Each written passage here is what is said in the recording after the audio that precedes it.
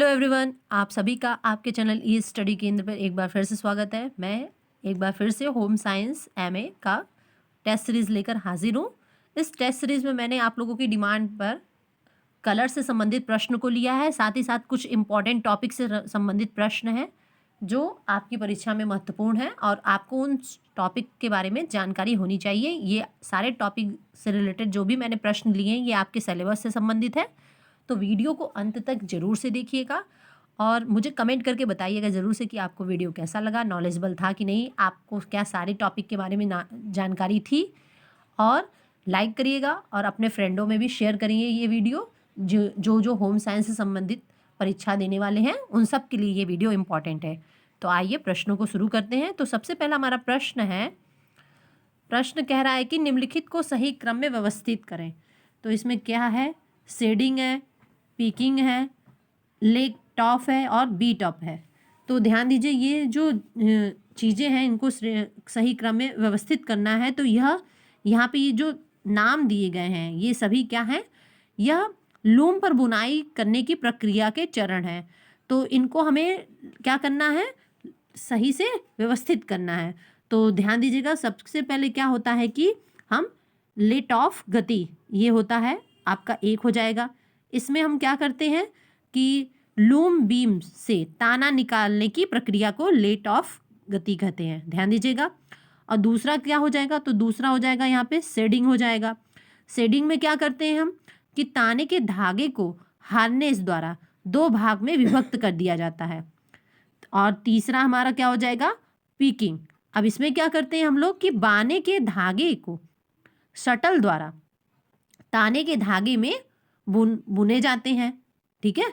तो इसमें क्या किया जाता है, शटल द्वारा ताने के धागे में बुने जाते हैं बाने के धागे द्वारा। और फिर लास्ट में हमारा हो जाएगा बीट अप, ये चौथा प्रक्रिया है। इसमें क्या होगा कि हम लूम में क्या करते हैं कि जो रीड होती है उसके द्वारा बाने के धागे को पतले से बुने हुए कपड़े में एक बिंदु पर धकेलने की प्रक्रिया है, जिसमें कपड़ा का गिरना कहा जाता है। ध्यान दीजिए, जिसे कपड़े को गिराया जाता है, गिरना कहा जाता है, ठीक है। तो यहाँ पे हमारा CABD, तो CABD कहाँ पे है, तो ध्यान दीजिएगा यहाँ पे आपका ऑप्शन नंबर जो है C सही हो जाएगा, ठीक है। पहले तीसरा, फिर पहला, फिर दूसरा और फिर चौथा, ये लाइन से प्रक्रिया की जाएगी। आइए नेक्स्ट प्रश्न को देखते हैं। प्रश्न है कि इसमें भी सूची 1 का सूची 2 से मिलान करना है।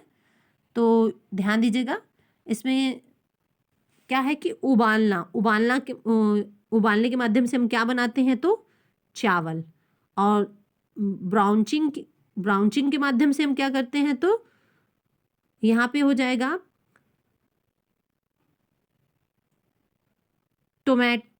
टोमेटोज को बनाते हैं।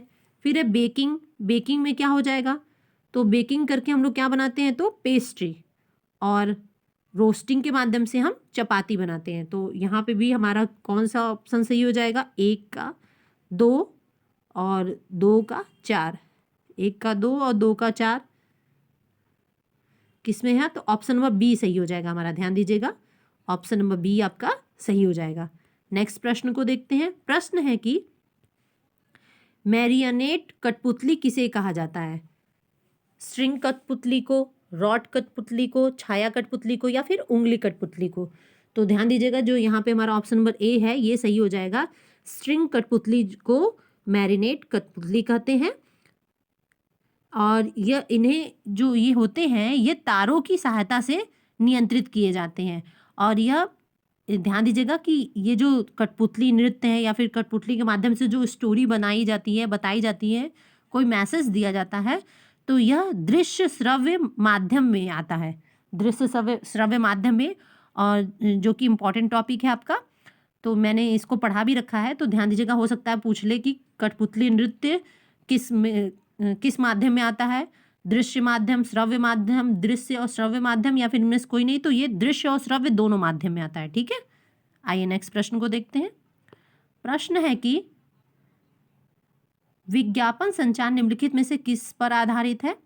निर्देश, सूचना, प्रभाव या एकीकरण। तो जो विज्ञापन संचार होता है यह मुख्य रूप से ऑप्शन नंबर सी हमारा सही हो जाएगा, प्रभाव पे आधारित है। नेक्स्ट प्रश्न है हमारा, प्रश्न है कि तंतु से टेक्सटाइल की प्रक्रिया को सही क्रम में लगाएं।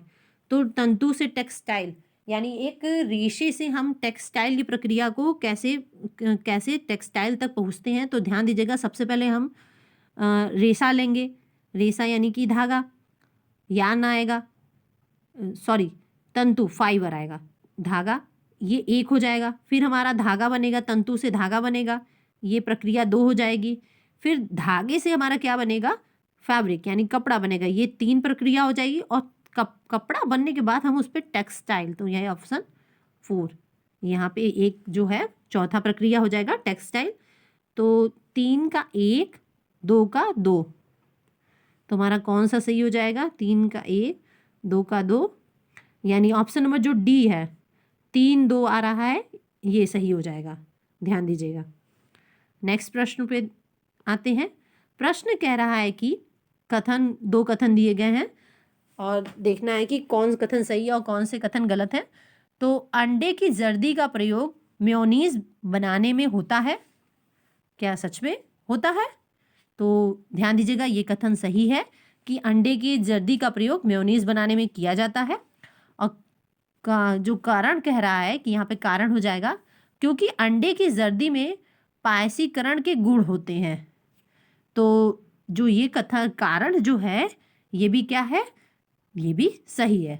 तो हमारा क्या हो जाएगा कि कथन और कारण दोनों सही हैं, तो यहाँ पे ऑप्शन नंबर सी हमारा सही हो जाएगा। आइए नेक्स्ट प्रश्न देखते हैं। प्रश्न नंबर 7 क्या कह रहा है? प्रश्न है कि पानी में कितनी कैलोरी ऊर्जा होती है? 50, 100, 200 या इनमें से कोई नहीं।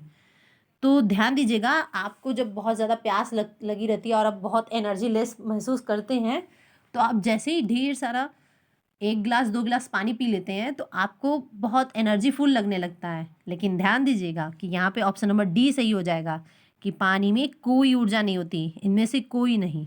ठीक है, महसूस हम लोग भले ही फील करते हैं कि पानी पीने से हमें एनर्जी मिल गई, ऊर्जा आ गई, लेकिन पानी में कोई ऊर्जा नहीं होती है। नेक्स्ट प्रश्न को देखते हैं। प्रश्न है कि उबलते हुए और बेक की तुलना में, उबले हुए और बेक की तुलना में फ्राई भोजन होता है आकर्षक, स्वादिष्ट, हाई एनर्जी या सभी? तो ध्यान दीजिएगा कि उबले हुए और बेक की तुलना में जो फ्राई भोजन होते हैं ये आकर्षक भी होते हैं, स्वादिष्ट भी होते हैं और हाई एनर्जी से भरपूर भी होते हैं।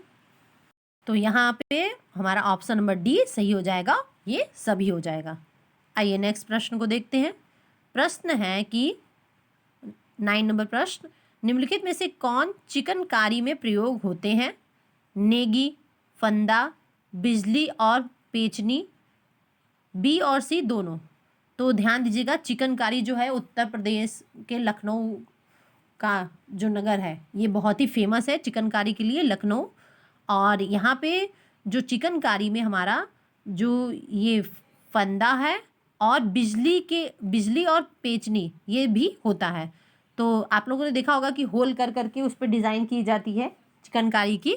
तो यहाँ पे हमारा ऑप्शन नंबर डी सही हो जाएगा, बी और सी दोनों। नेक्स्ट प्रश्न है कि हमारा निम्नलिखित में से कौन से रसायन कपड़ा उद्योग में प्रदूषण है? एंजो compound, enzymes, chlorine compound, A और सी। तो ध्यान दीजिए, जो एंजो कंपाउंड होते हैं और क्लोरीन कंपाउंड होते हैं, ये दोनों जो कंपाउंड हैं ये हमारे रसायन कपड़ा उद्योग में जो इन रसायनों का जो प्रयोग किया जाता है ये दोनों ही प्रदूषण का कारण है, यानी ऑप्शन नंबर डी हमारा सही हो जाएगा। आइए नेक्स्ट प्रश्न देखते हैं। प्रश्न है कि अब रंगों से संबंधित कुछ प्रश्न आ गए। प्रश्न है कि निम्नलिखित में से प्राथमिक रंगों के समूह कौन से हैं? तो ध्यान दीजिएगा, जो हमारा प्राथमिक रंग होता है वह कौन सा होता है? तो लाल, पीला, नीला। ऑप्शन ए हमारा सही हो जाएगा। इसे ही प्राथमिक रंग कहा जाता है और इसका एक और नाम है मूल रंग। इसे मूल रंग के नाम से भी जाना जाता है और प्राथमिक रंग के नाम से भी जाना जाता है। आइए नेक्स्ट प्रश्न देखते हैं। अगला प्रश्न है हमारा, कह रहा है कि रंग का नाम कहलाता है ह्यू, मूल्य, तीव्रता, उपयुक्त सभी। तो जो रंग का नाम होता है वो हमारा ऑप्शन नंबर जो है ए सही हो जाएगा, ह्यू कहलाता है। रंगों को हम जिस भी नाम से जानते हैं वह उनको क्या बोलते हैं, ह्यू, ठीक है, वो ह्यू कहलाता है। हमारा अगला प्रश्न है कि निष्प्रभावित रंग है काला, सफेद, हल्का भूरा या फिर उपयुक्त सभी। तो ध्यान दीजिएगा, जो निष्प्रभावित रंग होते हैं ये काला रंग भी है, सफेद भी है और हल्का भूरा भी है। तो यहाँ पे हमारा ऑप्शन नंबर डी सही हो जाएगा, उपयुक्त सभी। जो निष्प्रभावित रंग होते हैं वह अलग अलग रोशनी के साथ बदलते हैं और इनमें जो तटस्थता होती है, तटस्थ रंग, ध्यान दीजिएगा, इन्हें जो है हम तटस्थ रंग भी कहते हैं या फिर मौन रंग कहते हैं, तटस्थ या फिर मौन रंग। और ये रंग चक्र पर नहीं होते हैं, ये प्राथमिक तथा द्वितीयक रंग के पूरक होते हैं। ठीक है, ये प्राथमिक और द्वितीयक रंग के पूरक होते हैं और ये रंग चक्र पे नहीं होते हैं। ये भी प्रश्न पूछ सकता है, तो ध्यान रखिएगा। नेक्स्ट प्रश्न को देखते हैं। प्रश्न है कि रंगों का आयाम कहलाता है रंगत, ह्यू, मूल्य, रंगों का संयोजन या उपयुक्त सभी। तो ध्यान दीजिएगा, जो रंगों का आयाम क्या कहलाता है, तो रंगों का जो आयाम है वो भी ऑप्शन नंबर ए सही हो जाएगा, ह्यू कहलाता है। जो ठीक है, रंगों का आयाम क्या कहलाता है, ह्यू कहलाता है। रंगत, इसे रंगत के नाम से भी जानते हैं, रंगत। नेक्स्ट है, प्रश्न है कि द्वितीयक रंग बनते हैं, द्वितीयक रंग कैसे बनते हैं। तो ध्यान दीजिएगा, जो द्वितीयक रंग होते हैं वो आपके दो प्राथमिक रंगों को मिलाकर बनते हैं। ऑप्शन नंबर बी हमारा सही हो जाएगा। जो द्वितीयक रंग होते हैं वो दो प्राथमिक रंगों को मिलाकर जो कलर बनते हैं उन्हें हम द्वितीयक रंग कलर कहते हैं। नेक्स्ट प्रश्न है हमारा, प्रश्न है कि रंग चक्र में एक दूसरे के सामने होने वाले रंगों को कहते हैं। यहाँ पे प्रश्न पूछ रहा है, क्या कहते हैं, पूरक रंग, खंडित रंग, मित्र रंग या इनमें से कोई नहीं।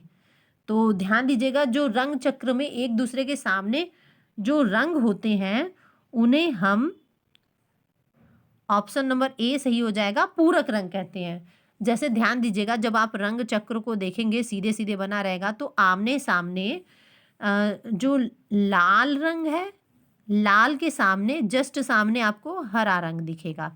तो ये क्या है, एक दूसरे के पूरक, जिसे इंग्लिश में कॉम्प्लीमेंट्री कलर्स भी कहते हैं। ठीक है, तो याद रखिएगा। तो अभी भी जिन बच्चों ने हमारे चैनल को सब्सक्राइब नहीं किया लेकिन हमारे वीडियो देख रहे हैं, तो प्लीज़ मेरे चैनल को सब्सक्राइब कर दें। हमें सब्सक्राइबरों की इस समय बहुत ज़रूरत है ताकि मेरे 1000 सब्सक्राइबर हो जाएं। तो please friend support my channel, और कम से कम इस साल तो 1000 सब्सक्राइब आप लोग करवा ही दीजिए। अगर आपको हमारे पढ़ाने का तरीका अच्छा लगता है तो कमेंट करके ज़रूर से बताइए और सब्सक्राइब करिए अगर आपने अभी तक हमारे चैनल को सब्सक्राइब नहीं किया है। आइए नेक्स्ट प्रश्न को देखते हैं। तो प्रश्न है कि किन दो रंगों को मिलाने से हरा रंग प्राप्त होता है। ध्यान दीजिएगा, तो ध्यान दीजिएगा कि लाल पीला, लाल नीला, पीला नीला या पीला लाल। तो यहाँ पे हमारा ऑप्शन नंबर जो है सी सही हो जाएगा।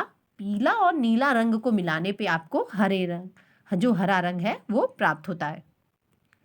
नेक्स्ट प्रश्न है, रंगों से इसी टाइप के प्रश्न आते हैं।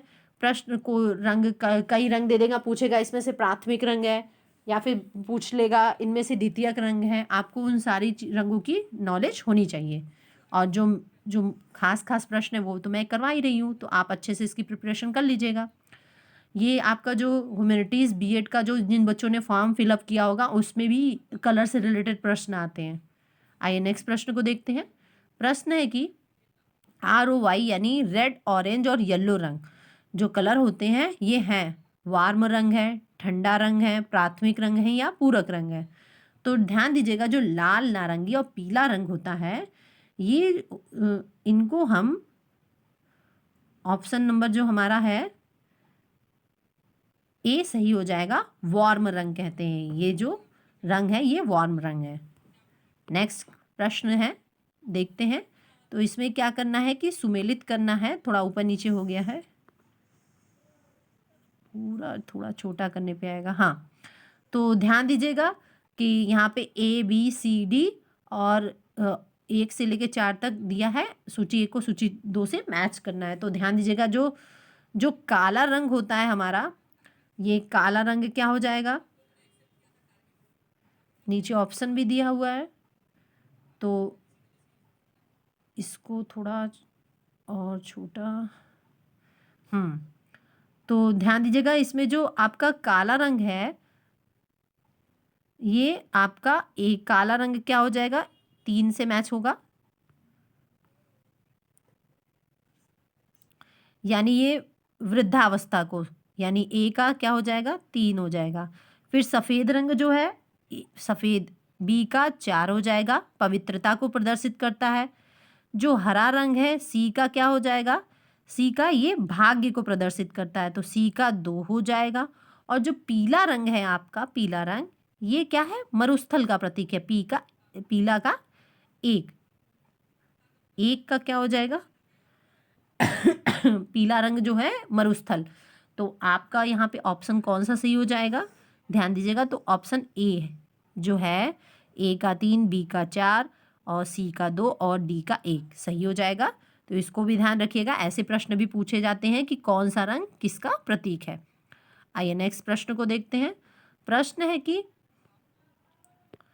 रंगों का चमकदार व धुंधलापन कहलाता है। वैल्यू, क्रोम, यहाँ पे क्रोमा होगा, क्रोम नहीं, क्रोमा, तीव्रता या ह्यू। तो ध्यान दीजिएगा जो रंगों का चमकदार व धुंधलापन है वो ऑप्शन बी हमारा सही हो जाएगा, क्रोमा कहलाता है। तो वीडियो आपको कैसा लगा हमें कमेंट करके ज़रूर से बताइएगा। और अभी तक जिन लोगों ने हमारे चैनल को सब्सक्राइब नहीं किया है वो सब्सक्राइब कर लें, वीडियो को शेयर ज़रूर से करिएगा और लाइक ज़रूर से करिएगा। बहुत मेहनत से हमने ये वीडियो बनाया है। Thank you everyone.